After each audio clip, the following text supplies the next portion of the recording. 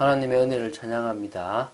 오늘 하나님께서 우리를 통하여 영광 받으실 줄로 믿습니다. 우리의 삶을 통하여 하나님께서 하시고자 하는 그 일을 하시기 위하여 오늘도 주님께 맡기는, 주님께서 주관하시도록 온전히 주님께 드리는 귀한 삶을 살게 되기를 주 예수 그리스도 이름으로 축원드립니다. 자, 지금 고린도전서 16장을 들어왔습니다. 오늘은 1절부터 4절을 볼 것입니다. 고린도전서 16장은 고린도전서의 종결부 마지막 장입니다. 이 16장은 전체적으로 하나의 주제로 묶을 만큼 중심적인 주제는 사실 없습니다. 다만 본론부에서 다루지 않았던 몇 가지 문제들에 대해서 간략하게 언급을 하고 있고요. 그리고 마지막 권면을 하고요. 문안 인사 및 축도로서 그 내용이 구성되어 있다고 보시면 됩니다. 특히 오늘 보게 될 1절부터 4절은요. 예루살렘의 가난한 성도들을 위한 연보의 수집 및 전달 방법에 대한 지침을 담고 있습니다. 당시 예루살렘 교회의 성도들은 기근, 핍박 등의 영향으로 가난에 시달렸던 것으로 보입니다. 이에 바울은 갈라디아 교회와 마게도냐 교회에 그러했던 것처럼 고린도 교회도 예루살렘의 가난한 성도들을 위해서 형제를 발휘하여 연보, 헌금을 하도록, 특별 헌금을 하도록 요청을 했고요. 그 방법인, 그 구체적인 방법까지도 지금 가르쳐 주고 있는 겁니다. 자, 오늘 이 부분을 그냥 간단하게 지나가는 것입니다. 우리의 목적 중에 하나가 성경을 다 보는 것입니다. 그래서 지금 그냥 슉 지나가는 것이기 때문에 편안하게 볼 수 있으면 좋겠습니다. 1절을 제가 보겠습니다. 성도를 위하는 연보에 관하여는 내가 갈라디아 교회들에게 명한 것 같이 너희도 그렇게 하라. 지금요, 성도를 위하는 연보라는 것은 앞에서 잠시 제가 얘기했지만 예루살렘 교회를 향한 특별 헌금에 관한 부분을 말합니다. 다시 말하면 구제 헌금과 관계되어 있다고 보시면 되겠죠. 가난한 성도들을 위한 이 특별 헌금에 대해서 갈라디아 교회, 아까 마게도냐도 있는데 이런 교회들에게 권면을 해서 헌금하도록 요청을 했고요. 이 고린도 교회도 그 헌금하는 일에 참여하라고 지금 권면하고 있는 것입니다. 예루살렘 교회가 당한 경제적 곤란의 요인이 뭘까? 왜 예루살렘 교회가 갑자기 가난해졌을까라는 이야기를 했는데요. 이것은 아마도 장기간의 어떤 기근이 있어서 그런 것 같습니다. 그래서 전반적인 어떤 그런 경기의 불황으로 보이고요. 사도행전 11장 27절 30절에서도 언급했던 것처럼 이미 44년에 바울과 바나바가 안디옥으로 부조를 가져갔고요. 당시 약 4년 동안이나 팔레스타인 일대에 기근이 있었습니다. 글라우디오 황제 때의 다른 모든 지역들도 이런 기근의 영향을 받았던 것으로 보입니다. 그 영향으로 예루살렘 교회가 너무너무 어렵기 때문에 영적인 것을 나눠 가졌기 때문에 육신적인 것으로 나누는 그런 축복을 했던 것으로 보입니다. 자, 2절을 보도록 하겠습니다. 매주 첫날에 너희 각 사람이 수입에 따라 모아 두어서 너희 갈 때에 연보를 하지 않게 하라. 자, 이 지금 조금 우리가 고민해 보아야 될 단어가 있는데요. 매주 첫날에 라고 됩니다. 이거는 안식 후 첫날을 가리키는 어떤 관용적 표현으로 보시면 되는데 오늘날의 개념으로 보면 주일로 보면 됩니다. 매주 그러니까 주일이 시작이지 않습니까? 그 첫날인 거죠. 이게 이 그리스도인들이 이날에 예배를 드렸다는 근거로 보이기로는 어렵습니다. 명확하게. 모이는 날이 주일이었다라는 걸 어떤 근거로 사실은 그게 이게 왜 안식일을 안 모이냐, 주일로 모인다 이것 때문에 이렇게 말이 많잖아요, 그죠? 어떤 한 부분에서는.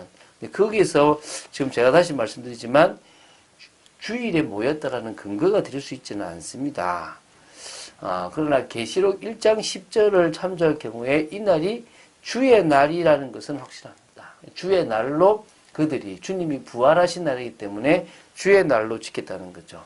이제 초대교회의 모임을 한번 그 당시 모임을 보면 유대교와 동일하게 주로 안식일에 정기적인 모임을 가졌던 경우들이 있습니다. 뭐 사도행전 15장 21절이나 18장 4절에 안식일에 회당에 들어가서 강론을 하고 했기 때문에, 물론 그게 유대인을 좀 죽게 돌아오게 하기 위한 부분도 있었지만, 그들이 또 그 날을 지켜서 또 말씀을 듣기 또 했던 부분들도 사실은 있었습니다. 뭐 두 날을 다 지키기는 쉽지 않았기 때문일 수도 있다는 겁니다.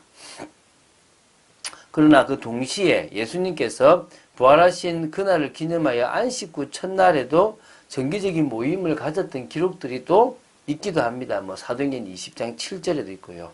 그러다가 점차 이게 두 개가 이렇게 같이 모이는 경우도 있었는데, 안식 후 첫날 모임으로 이제 강화되었다라고 보입니다. 그래서 그 후에 유대교와 그리스도교, 기독교 사이에 갈등이 심화되면서요, AD 4세기 초부터 주일을 정규적인 집회일로 정했다는 것이 지금까지 이제 내려오는 학설입니다. 그러니까 AD 한 4세기경에 그게 되어졌다고 보시면 됩니다. 여기서 바울이 지금 매주 첫날에 예루살렘을 위한 헌금을 내어 저축하라고 권고하고 있는 것은 아마 당시에도 안식일보다는 주일이 그리스도인들에게 더 큰 의미를 갖는 날로 정착되는 부분들이 조금은 있었다라고 볼 필요가 있다는 겁니다. 그래서 바울이 고린도 교회에 가기 전에 이미 헌금을 하여 모아두도록 했고요. 그래서 저축하도록 하고 그것을 이제 하기 때문에 바울이 갔을 때는 연보를 따로 하지 않도록 하라고 지금 권면하고 있는 것입니다. 내가 이를 때 너희가 인정한 사람에게 편지를 주어 너희의 은혜를 예루살렘으로 가지고 가게 하리니. 지금 바울이 말한 방식으로요, 이렇게 귀한 헌금이 모아진다면, 이제 앞에서, 그죠? 이제 남은 것은 그것을 안전하게 예루살렘 교회로 전달하는 것입니다.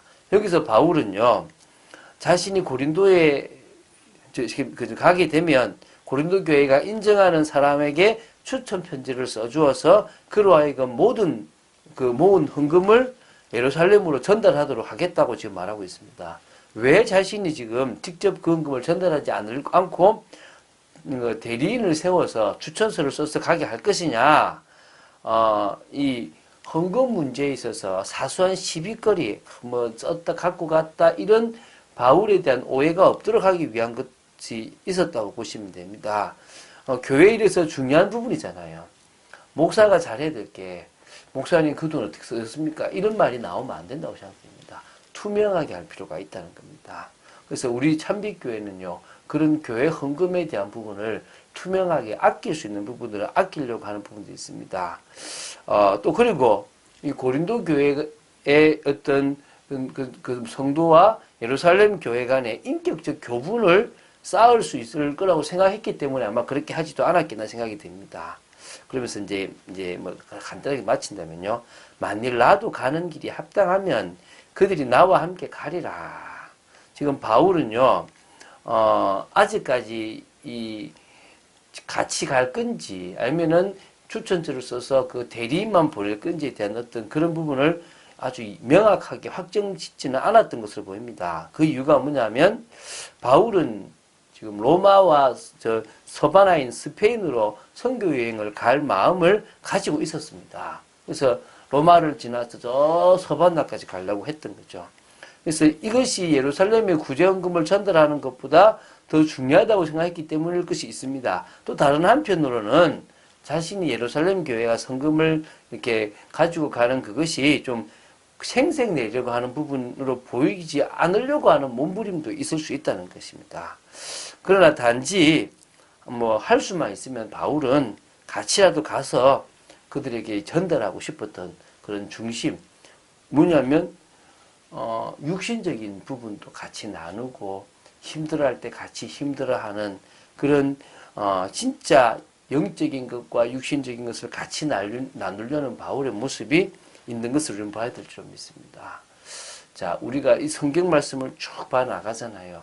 이 새벽에 쉬운 부분은 뭐냐면 여기서 딱 하나 타가지고 자, 헌금 잘합시다 뭐 이런 식으로 말해도 되는 겁니다. 근데 왜 풀어 나가냐 그러면요, 우리가 이 하나님의 말씀을 그 의미 그대로 받아들이려고 노력해야 되고요, 그 속에 단어 하나, 문장 하나, 또 전달하려고 하는 것들에 대한 나름대로 바울의 의미들, 또 성경이 말하고자 하는 그 요소들을 그냥 그대로 보려고 하는 부분들이 있다는 것입니다. 왜입니까? 이 성경을 하나님이 주셨다니까요. 이 성경을 통하여 우리는 하나님의 뜻과 또 하나님의 계획뿐만 아니라 하나님의 그 역사를 따라갈 수 있는 중요한 부분들을 다 볼 수 있기 때문에 우리는 이 성경 말씀을 그대로 받아들여야 된다는 것입니다.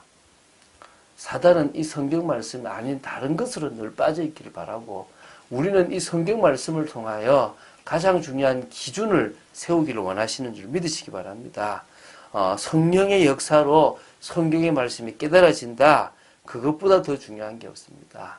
우리가 성경 말씀을 통하여 멸망받을 수밖에 없었던 옛사람, 죽었던 옛사람, 그 옛틀을 다 바꿔버리고 하나님이 원하시는 새 틀, 새 모습을 가질 수 있다. 그만큼 중요한 것이 없음을 기억해야 될 줄로 믿습니다. 하루하루 우리의 틀을 바꾸기 위하여 기도하고 또 하나님의 나라를 이루기 위해서 기도하는 그런 축복의 귀한 시간 되시기를 주 예수 그리스도 이름으로 축원드립니다.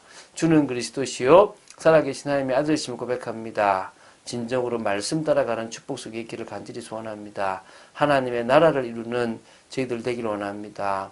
저희들이 한 사람 한 사람 육신적으로 힘들어하고 어려운 가운데 있는 사람들을 돌볼 수 있는 영적인 비밀을 가진 그런 복음의 사람으로 세워지기를 간절히 소원합니다. 아버지 하나님, 진정으로 모든 사람과 사실적인 소통이 되어지게 하시고 전도자의 축복을 나누는 응답이 있도록 지켜 주시옵소서. 성경 말씀을 통하여 우리의 옛사람을 벗어버리고 새사람을 입는 축복이 있도록 지켜 주시옵소서. 주 예수 그리스도 이름으로 기도드립니다. 아멘.